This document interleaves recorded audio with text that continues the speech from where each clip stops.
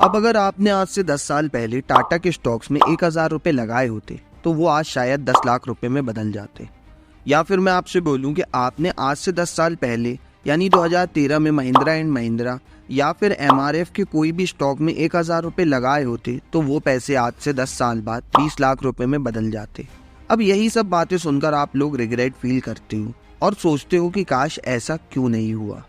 अब कई सारे इन्फ्लुएंसर्स ऐसी बात करते हैं जबकि उन्होंने खुद वो पैसे इन्वेस्ट नहीं किए होंगे। अब आज के इन्वेस्टर्स की सबसे मेन प्रॉब्लम यही है कि वो लॉन्ग टर्म विजुअल्स नहीं रख पाते। अब अगर आपने 10 साल पहले इन सभी स्टॉक में इन्वेस्टमेंट की होती तो उनमें से कई इन्वेस्टर्स ऐसे होते जो 10 साल तक तो अपनी इन्वेस्टमेंट को होल्ड तक नहीं कर पाते। सिर्फ 1-2 साल में ही वो अपने पैसे निकालकर एग्जिट ले लेते। अब आज की वीडियो में हम इसी टॉपिक के ऊपर बात करने वाले हैं कि आज से 10 साल बाद स्टॉक मार्केट कहाँ रहेगा और निफ्टी कैसा परफॉर्म कर रहा होगा। साथ ही साथ लास्ट में हम ये बात करेंगे कि आज से 10 साल बाद कौन से ऐसे सेक्टर होंगे जो आपको 2x, 3x या इवन 5x तक का रिटर्न दे सकते हैं। इसलिए वीडियो को एंड तक देखना। हो सकता है कि ये वीडियो देखकर आपका पोर्टफोलियो डबल हो जाए और आप फाइनेंशियल फ्री भी बन सको। इसके अलावा हम ये जानेंगे कि मार्केट कब बुलिश होता है और मार्केट में सबसे ज़्यादा रिटर्न कब निकाला जा सकता है। अब आपको ये सब बताने की ज़रूरत तो नहीं कि ये सब मैं अपनी खुद की प्रेडिक्शन करके और खुद की रिसर्च करके बता रहा हूँ। इसलिए अगर आप किसी भी तरीके की इन्वेस्टमेंट करने की सोच रहे हो तो प्लीज़ आप अपनी खुद की रिसर्च ज़रूर कर लेना। So let's start the video. उससे पहले अगर आप इन्वेस्टमेंट से रिलेटेड, स्टॉक मार्केट से रिलेटेड या फिर फाइनेंशियल एजुकेशन से रिलेटेड कंटेंट देखना पसंद करते हो तो मेक श्योर कि आप इस चैनल को सब्सक्राइब ज़रूर करना। अब अगर हम लास्ट बुलिश रन की बात करें, जब हमें मार्केट में बुलिश सेंटीमेंट देखने को मिले थे 2009 और 2019 के बीच, इस टाइम पे हमें मार्केट में बुलिश सेंटीमेंट्स देखने को मिले थे। अब इस टाइम मार्केट अपने बुल रन में था।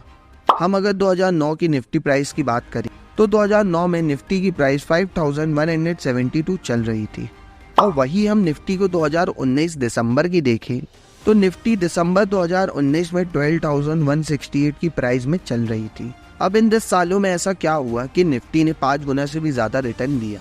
इसके अलावा अगर आप चार्ट देखो तो आप क्लियरली देख सकते हो कि 2009 में मार्केट हमें कैसा पंप देखने को मिल रहा है। अब हम यही चीज़ जानेंगे कि कैसे 2009 से 2019 तक में मार्केट इतना पंप देखने को मिला। और 2020 में आप सबको पता ही है कि कोविड आ गया था। इसी रीज़न की वजह से मार्केट बियरिश हो गया था और ये चीज़ फ्यूचर में हो सकती है या फिर नहीं, हम ये भी जानेंगे। अब 2009 में मार्केट पंप होने का सबसे मेन रीज़न था इंटरेस्ट रेट कम होना। अब इस चार्ट में आप देख सकते हो कि 2008 से 2016 तक इंटरेस्ट रेट कितने कम थे। अब ये इंटरेस्ट रेट ज़ीरो चल रहे थे। ज़ीरो इन द सेंस कि लोगों को लोन लेने पर बहुत कम इंटरेस्ट देना पड़ता था और ये चीज़ कम से कम 8 से 9 सालों तक चली और यही सबसे मेन रीज़न था जिसकी वजह से उस टाइम मार्केट इतना अच्छा परफॉर्म कर रहा था। अब ये सुनकर बहुत लोग कंफ्यूज हो गए होंगे। अब मैं इसके पीछे का साइंस समझाता हूँ। अब जबकि इंटरेस्ट रेट कितने कम थे तो गवर्नमेंट ने भर भर के लोन लिया और इन लोन के पैसों पर लगभग 0% इंटरेस्ट रेट लगता था। इसलिए सरकार बैंक से लोन लेना प्रेफर करती थी। अब ये लोन के पैसे से गवर्नमेंट इंफ्रास्ट्रक्चर बनाती थी, ब्रिजेस बनाती थी, इसके अलावा एम्प्लॉयमेंट अपॉर्चुनिटीज देती थी और भी कई सारी ऐसी चीजें करती थी और यही सब की वजह से देश की जीडीपी बढ़ती चली जाती थी और देश की जीडीपी बढ़ने की वजह से ऑटोमेटिकली स्टॉक मार्केट में हमें पंप देखने को मिलता था। अब लोग कम इंटरेस्ट होने की वजह से लोन लेना प्रेफर करते थे और अमीर आदमी लोन लेकर इन्वेस्टमेंट करता था और स्टॉक मार्केट में लगाता था और यही लोन के पैसों से वो अपने स्टॉक मार्केट से ज़्यादा रिटर्न कमा लेता था क्योंकि उस टाइम रेट ऑफ इंटरेस्ट बहुत कम थे और लोगों को स्टॉक मार्केट में ज़्यादा रिटर्न मिल जाता था as compare to interest rate. इसलिए लोग इन पैसों को स्टॉक मार्केट में इन्वेस्ट करते थे और अच्छे रिटर्न कमाते थे। अब 2019 तक यही चला और फिर कोविड आ गया एंड देन अगेन मार्केट नीचे जाने लगा। और आज की अगर हम सिचुएशन देखें और आज से 10 साल बाद अगर हम ये देखें कि मार्केट किस लेवल में जाने वाला है तो हम वो कैसे प्रिडिक्ट करेंगे। अब इतनी वीडियो देखने के बाद कई लोग यही कहेंगे कि रेट ऑफ इंटरेस्ट को कम कर दिया जाए तो मार्केट फिर से अच्छा परफॉर्म करने लगेगा, लेकिन इंटरेस्ट रेट को कम कर देंगे तो उससे भी बड़ी प्रॉब्लम आ जाएगी और वो है इन्फ्लेशन की प्रॉब्लम। अब 2022 में अगर हम देखें तो हमें रेट ऑफ इंटरेस्ट काफ़ी कम देखने को मिला था और इंटरेस्ट रेट कम होने की वजह से लोग लोन लेने लग गए और कैश फ्लो बढ़ गया, जिसकी वजह से इन्फ्लेशन, महंगाई बढ़ने लगी। अब इस बार ये प्रिडिक्ट किया जा रहा है कि रेट ऑफ इंटरेस्ट 3% तक जाएगा, और ये 3% मैं ओवरऑल बता रहा हूँ, इसमें ऊपर नीचे होता रहेगा। अब अगर अभी देखें तो ओवरऑल इंटरेस्ट रेट 6% चल रहा है और वो कट ऑफ होकर 3% तक आएगा, और जब ऐसा होगा तो हमें मार्केट में पंप देखने को मिल सकता है। अब यही बस एक रीज़न नहीं है जिसकी वजह से हमें पंप देखने को मिलेगा, इसके अलावा कई सारे ऐसे रीजंस हैं, जैसे इंडिया की जीडीपी बढ़ना। अब 2023 में इंडिया की जीडीपी टोटल 171.79 लाख करोड़ रुपए थी, और मोस्टली ये चांसेस है कि इंडिया की जीडीपी और बढ़ेगी, और जब जीडीपी बढ़ेगी तो स्टॉक मार्केट और निफ्टी भी बढ़ेगा। इसके अलावा इंडिया एक ग्रोइंग देश बनता जा रहा है, जहाँ पे manufacturing market, import export market बढ़ता जा रहा है, और कई सारी कंपनीज इंडिया में काम करना चाहती हैं, और फॉरेन इंस्टीट्यूशनल इन्वेस्टर्स भी इंडिया में भर भर के इन्वेस्टमेंट कर रहे हैं, और ये सब चीज़ें स्टॉक मार्केट के लिए पॉजिटिव होती हैं।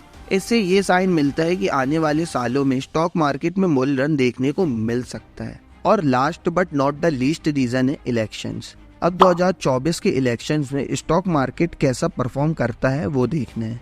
अगर एग्जिस्टिंग जो गवर्नमेंट है वही गवर्नमेंट रहेगी तो स्टॉक मार्केट अच्छा परफॉर्म करेगा, लेकिन अगर गवर्नमेंट चेंज हुई तो हमें इसमें थोड़ा सा ड्रॉप देखने को मिल सकता है, और मोस्ट प्रोबेबली यही चांसेस है कि बीजेपी जो कि अभी एग्जिस्टिंग गवर्नमेंट है वही इस साल के भी इलेक्शंस को जीती। अब लास्ट में अगर मैं एक लाइन में बोलूँ तो आज से 10 साल बाद अगर आप सिर्फ निफ्टी के बारे में बात करोगे तो आपको निफ्टी में ईजिली 3 से 4 गुना रिटर्न मिल जाएगा।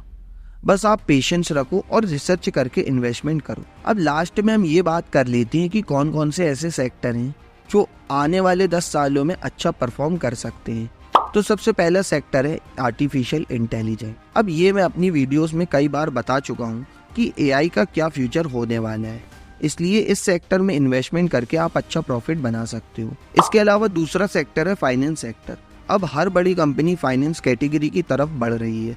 जियो फाइनेंस उठा लो, नवी उठा लो, और कई सारी ऐसी फाइनेंस कंपनीज हैं जो फाइनेंस सेक्टर में अच्छा काम कर रही हैं, और फाइनेंस मार्केट आने वाले टाइम में बहुत अच्छा परफॉर्म करेगा। इसलिए अगर आप इस सेक्टर में इन्वेस्टमेंट करने की सोच रहे हो तो ये आपके लिए एक बेटर ऑप्शन बन सकता है। अब लास्ट सेक्टर में जो सजेस्ट करने वाला हूँ वहाँ मेरी खुद की कई सारी इन्वेस्टमेंट लगी हुई है, वो है ईवी यानी इलेक्ट्रिक व्हीकल्स कैटेगरी। अब साल 2030 तक आप देख लेना कि इंडिया में 90% व्हीकल्स इलेक्ट्रिक की ही होगी, और ये मार्केट बहुत तेज़ी से ग्रो हो रहा है, इसलिए आप इसमें इन्वेस्टमेंट कर सकते हो। So that's all in this video. इस वीडियो का कंक्लूजन यही है कि इन्वेस्टमेंट के साथ पेशेंस भी होना चाहिए, जो आपको फाइनेंशियल फ्री बना सकता है और आपको एक अच्छा पोर्टफोलियो दे सकता है। अब स्टॉक मार्केट एक लॉन्ग टर्म गेम है जो आपको आज से 8 से 10 साल बाद पैसा बनाकर देगा। इसमें आपको पेशेंस रहना पड़ेगा और उसके बाद अच्छी तरीके से इन्वेस्टमेंट करना पड़ेगा, तभी आप स्टॉक मार्केट से अच्छा पैसा कमा सकते हो। इसके अलावा अगर आप ये जानना चाहते हो कि 2024 के इलेक्शंस में स्टॉक मार्केट में हमें क्या इम्पैक्ट देखने को मिल सकता है, तो स्क्रीन में आ रही वीडियो को आप क्लिक करके देख सकते हो। So that's all in this video. Please drop a like if you find this video helpful and dislike it if there was any mistake. So bye bye and have a great life.